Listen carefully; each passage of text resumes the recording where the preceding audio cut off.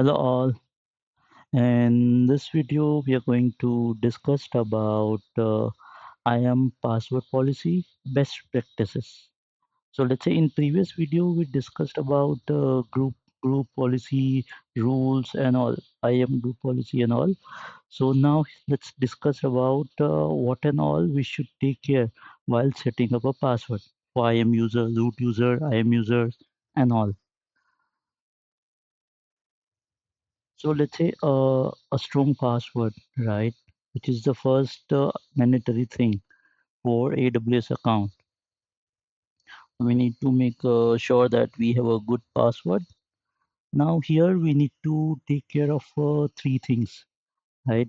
It allows you to configure complexity of password, rotation, like how frequent we should rotation, and other key settings, which includes minimum password strength and like characters requirement.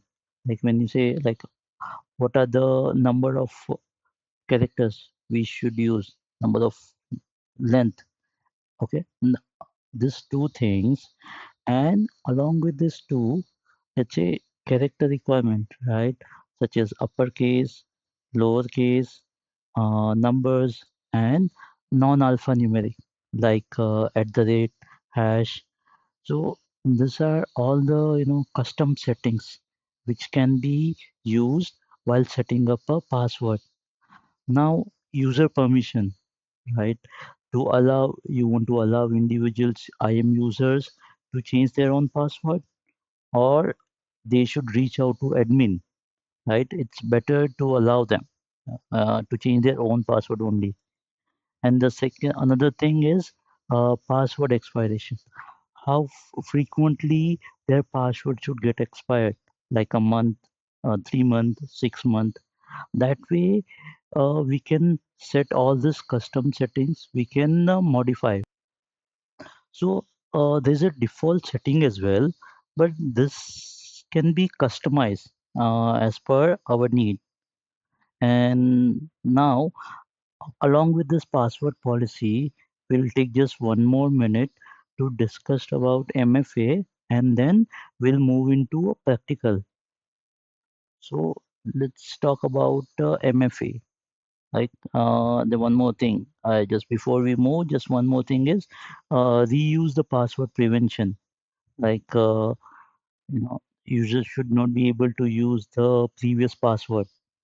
That settings also should be done.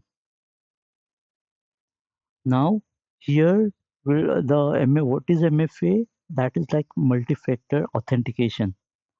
And let's say for somehow your password got compromised, that will lead into serious consequences. Like let's say some third user got your password, that user can delete a resource on your AWS account and can remove the configuration. It will cause a serious financial impact in very if you have a very big company, or if you are working on one, you must be knowing it. And so protecting your root account is very much needed, or it's a critical thing. Now this is where MFA comes into a picture, right? Now let's discuss what is MFA. So MFA is equal to your password. That's something you have set manually, something you know, and the security authenticator device, something that you have, such as like hardware token or mobile authenticator app. So let's say if you're working in IT, you must be knowing it. If you don't know that, I'll show you in a minute. So these are the two things. The combining these two things is equal to MFA. Yep. So let's say after discussing, let's jump directly into practical. Here I am logged into my AWS account. So here I'll move into here IAM. So this is my IAM. And under IAM, on the left side, you can see the account settings, right? So here you will see the first, you will see the password policies. So, and on the right side, you can click on edit. So this is IAM default. As I said previously, default password policies like 8 characters and all this number of requirements. Now here, if you see on the right side, there is a custom settings. So on the custom settings, what you can see the password minimum number of length. So by default it's 8, but I would suggest making it like let's say 12 or 16. And this other thing, let's say required uppercase, this is needed. All four are needed. Require at least one number character and the special characters and at the rate hash and all. Now, this one, as I mentioned in theory, turn on the password expiration. So after how many days your password should expire? So generally, we should keep it like 90 days, 3 months, and 3 to 6 months it should be. Now, it requires administrator to reset or user can reset. So I would keep it as a user should be able to reset. As I said, allow user to change their own password and prevent password reuse. So it gives a see, remember three password. I would say you can make it two or three. So when you say three, right? Previous three, let's say my password got expires today. I cannot use the same password again, the same password, and along with that, I can also not use the previous two password. So total three recent password cannot be used. I'll have to set completely new. So this is like about the password settings. Now let me tell you about the MFA. I'll cancel this because I already have a settings. Now here, if you see on the right, my account, you can click on security credential. Let's jump in here. So here you see the MA Multi Factor Authentication. So now at this moment, I already have one. So what I'm going to do, I'm going to remove it and then I will show you. So let's say the one is deleted. Now I'm going to assign MFA device. So when you assign MFA device, you have to set a name. So I'll keep my own name, Jay. And here these are three settings. One is like security keys. This is something like your fingerprint. You use on your mobile, like when you need to unlock, you use your fingerprint or password. I mean the pass keys, like numbers. Or the second setting is you can use authenticator app. And the third is hardware token.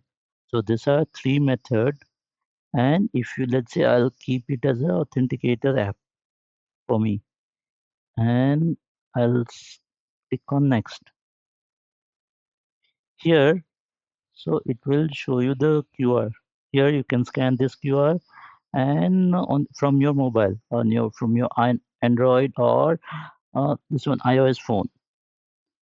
Now, if you are not sure, right? Let's say which authenticator app should I use? In that case, you can just click here the compatible applications. Here you will get all the information, the available MFA method, passkey options, and virtual authenticator app. So you see Android, Duo, Microsoft Authentication, Google Authenticator, and iOS app as well. So in Duo you can use Microsoft here as well, Symantec, all this software app, a virtual app, and the hardware TOTP tokens.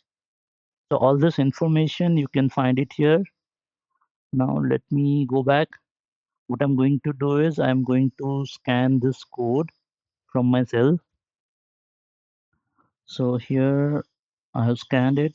I need to set a account name. Again, I'm going to use the Duo. So in Duo app, it will, I can see the passcode. So I'll have to add, like, let's say I got 473639. Now I'll have to wait for, it get refresh. And once it gets refreshed, I'll have to add another code. So let's wait for a couple of seconds until it gets refreshed. Now I got a new one, 710512. Okay, I have it now. Let me add it. See, MFA device assigned. So you can register up to 8 MFA devices. So you can have it 8 MFA device. Now, as I see it, right, if your password get compromised, so and then that is fine. Like without this device, now without your cell phone, with the Duo app, no one can log in, even if they know your password. So now let me do one thing. Let me log out and show you how it will ask. So let me log out, sign out here. See, after I gave my email ID and password, it is asking me to add MFA code. So I'll add it here, 737819. Sign in. Okay. See, I'm in. That's all. So today we discussed about like the custom password policy and MFA. Hope this video was helpful. If yes, please give it a like. It's a small thing for you, but it's going to be a big help. Thank you all. Thank you all.